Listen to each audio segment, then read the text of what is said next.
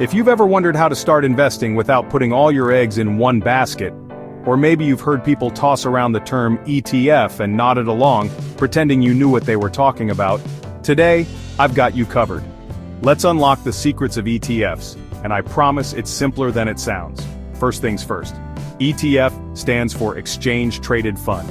Think of it like a big basket that holds a bunch of different investments, like stocks, bonds, or even gold.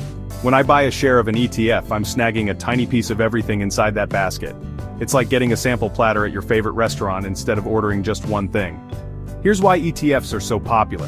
Unlike mutual funds, which only trade once a day after the market closes, ETFs can be bought and sold anytime the stock market's open, just like regular stocks. So I get flexibility, plus I can see the price in real time. Most ETFs are passively managed. That means instead of a fund manager trying to beat the market, the ETF simply tries to match a market index, like the S&P 500. This keeps fees super low. In fact, the average ETF expense ratio is only about 0.15%. That's way less than actively managed mutual funds, which average around 0.42%. More money stays in my pocket. One of the biggest perks? Diversification. Instead of gambling on a single company like betting everything I have on one horse, I'm spreading my risk across hundreds of companies. If one flops, others can pick up the slack.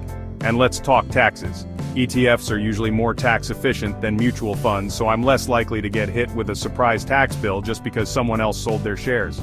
Plus, ETF holdings are typically updated every day, so I always know exactly what I own.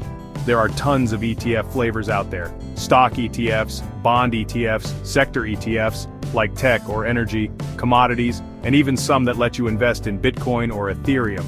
But quick warning, some of the complex ones like leveraged or inverse ETFs aren't for beginners. To get started, all I need is a brokerage account. From there I can browse, research, and invest in the ETFs that fit my goals. But remember, just because ETFs are easy doesn't mean there's zero risk. Do your homework, check the expense ratios, and make sure the ETF matches your investment style. So, that's the basics. ETFs can be an awesome way to build a diversified, low-cost portfolio with just a few clicks. If I can get started, so can you. Want to learn more? Hit that subscribe button.